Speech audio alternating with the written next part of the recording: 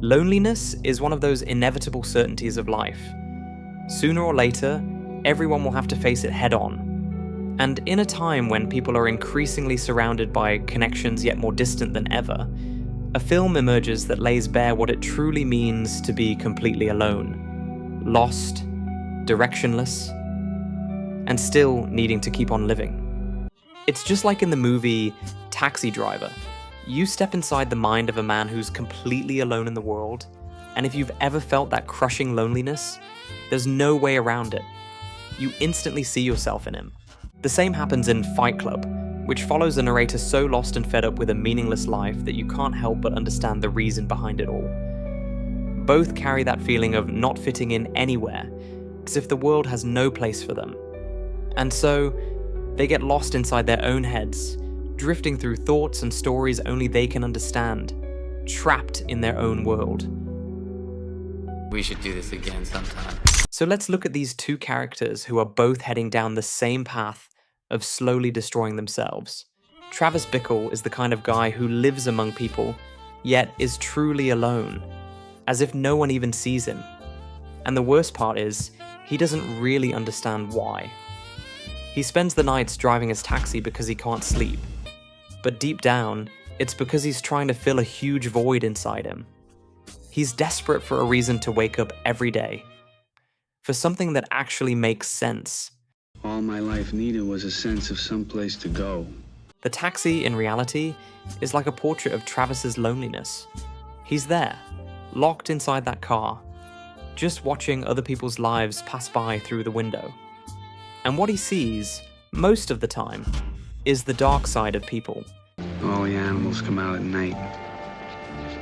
Whores, skunk pussies, buggers, queens, fairies, dopers, junkies. He spends the whole night driving, going wherever others tell him to, as if he's just being carried by the tide. He doesn't form any bonds with anyone.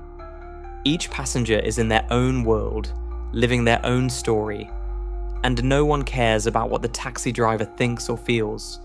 And when he tries to make conversation or come across as friendly, deep down, it's just a character he puts on to cope with people. But even then, nothing flows. Nothing ever truly seems to fit.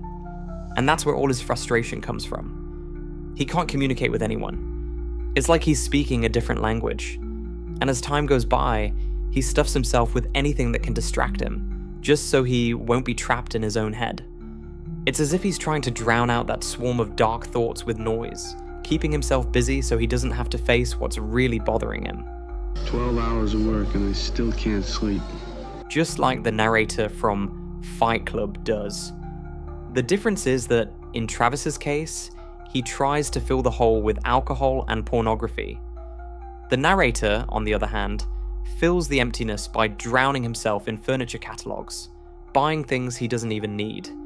In the end, both end up as prisoners of habits that lead nowhere, just trying to feel a little better, even though they know none of it truly solves anything. If I saw something clever, like a little coffee table in the shape of a yin-yang, I had to have it.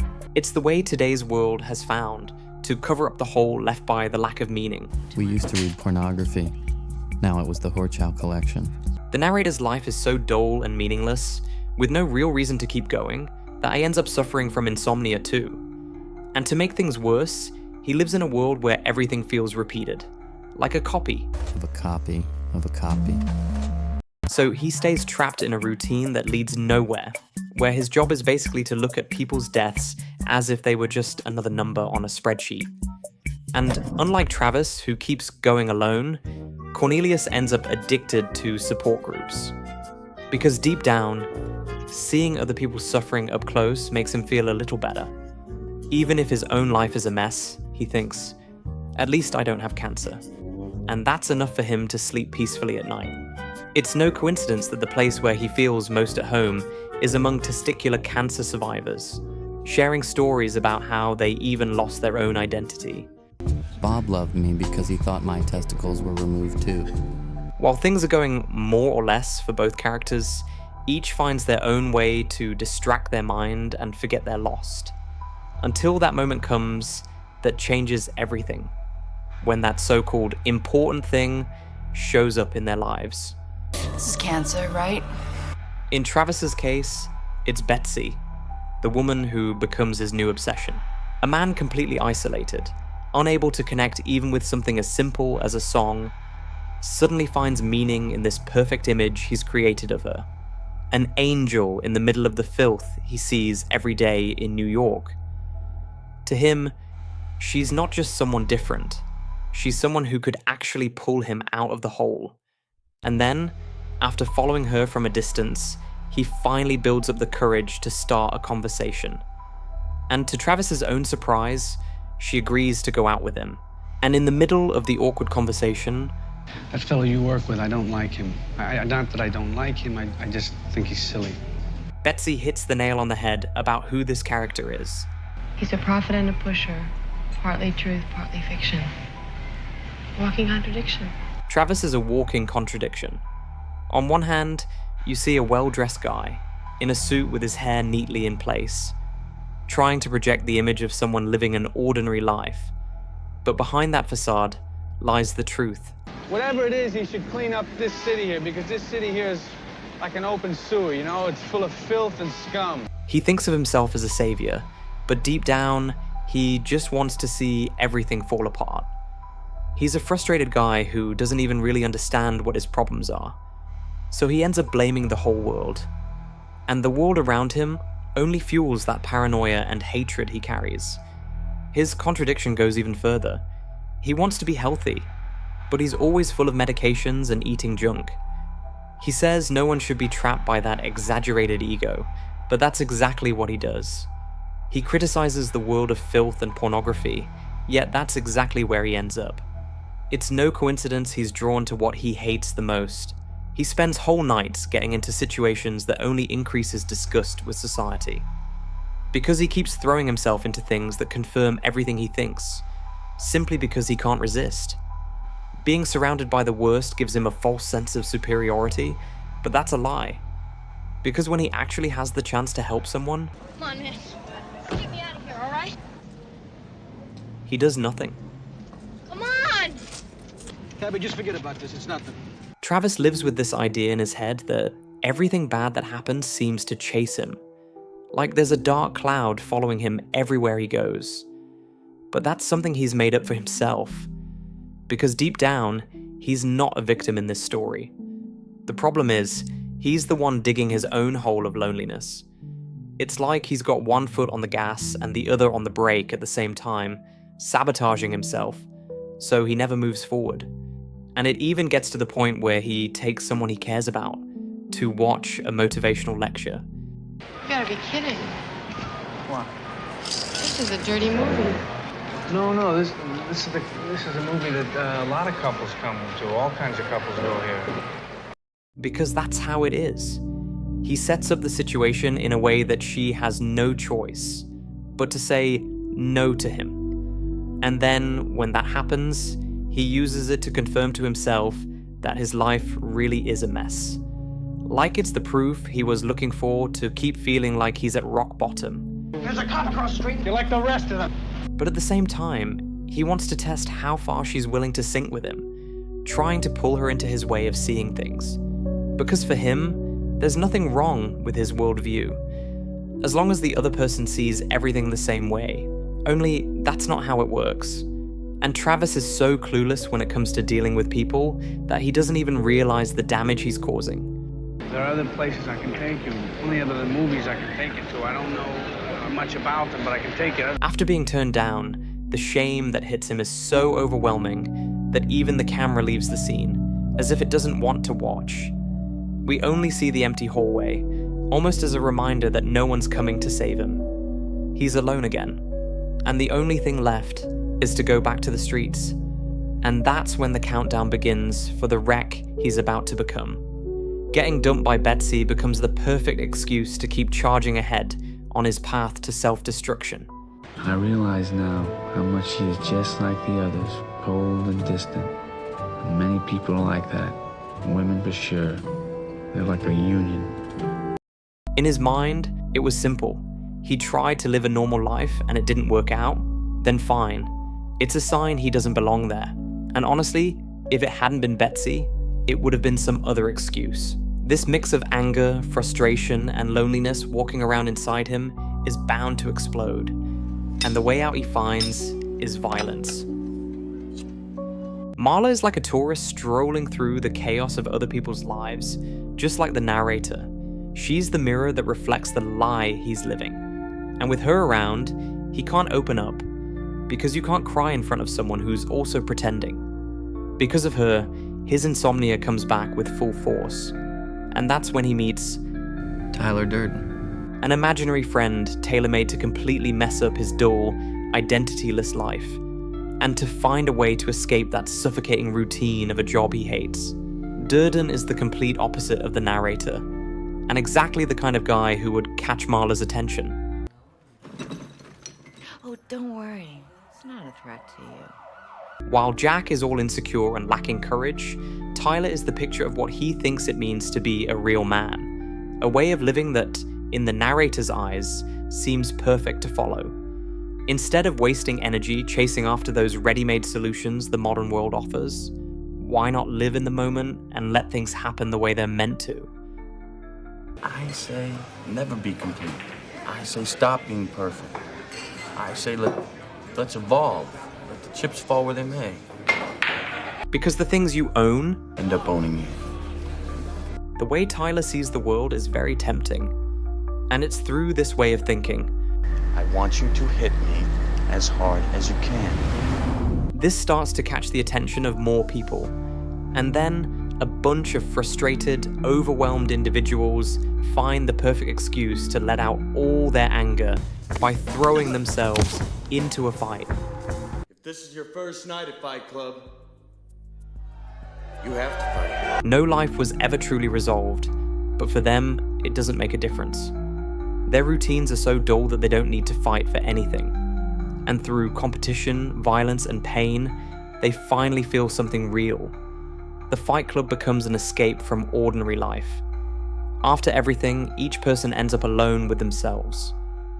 Following the standard path, studying, getting a degree, finding a job, left the narrator disillusioned, frustrated, and full of resentment toward his own life. And he's not alone in that feeling. It's something that infects an entire generation. Take Bob T, for example, and the impact the Fight Club had on him. It was far more effective than any support group. He's still going to get screwed, but for now, he's better off than before. Creating the club gives the narrator a sense of being whole. It's his new addiction. The Fight Club even becomes a reason to cut his hair or trim his nails. Now he feels free from that morbid, comfortable lifestyle, even without realizing the trap he created for himself. And thanks to his new alter ego, he gains respect, trust, and... Meanwhile, the walking contradiction also invents his own alter ego, like a neighborhood vigilante who's going to clean up the streets, trying to make up for the feeling of being a directionless loser. He even tries to ask for help.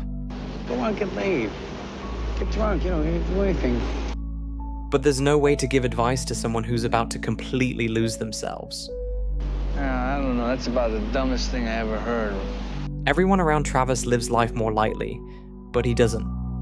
I really I got some bad ideas in my head, And thanks to Scorsese, the movie plants an idea in Travis's mind that's going to solve his problems.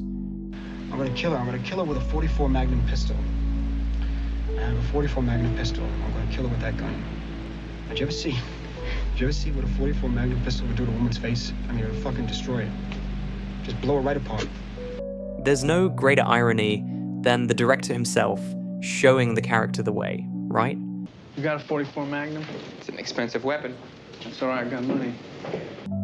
Like a taxi driver, he's just another ordinary guy. But if he kills Palantine, he'll be remembered. And that's where Travis's purpose is born. From there, he begins preparing for his mission, just the way Tyler had already been preparing for his. Advertising has us chasing cars and clothes, working jobs we hate so we can buy shit we don't need. Our great war is a spiritual war. Our great depression is our lives. The problem starts when people begin to see Tyler as a living legend. And with that, he ends up having the power to talk everyone into anything, pulling the whole crowd into his cause. And that cause keeps growing. It starts with a few acts of vandalism, escalates to planned attacks, and suddenly turns into a cult. When things start to fall apart, they change the rules to keep the project alive, without noticing the great irony of it all. They traded a normal, boring life for becoming space monkeys in service of another kind of madness. Meanwhile, the irony in Travis's story is brutal. You talking to me? You talking to me? He starts taking care of himself, training, trying to improve, but every step he takes seems to be in the wrong direction. It's like there's a string pulling him the other way. Because at the end of the day, he's still drinking, popping pills, and watching motivational lectures. Only now there's one big difference. He's ready to kill. No joke. And after he crosses paths with Iris, everything comes full circle. The problem is, he's trapped in a contradiction. The woman he wants doesn't want him. And the one he could have, he can't desire. So what solution does he come up with? Save them both. One is like an angel lost in the fake world of politics. With a father, he decides to kill. The other is a girl, lost in the dirty world of prostitution, whom he decides to save. Everything that happened to Travis has led him to this point. It's not that he's choosing. In his mind, he was born for this. Or at least that's what he believes. For him, this savior-hero fantasy is the fuel that keeps the engine running.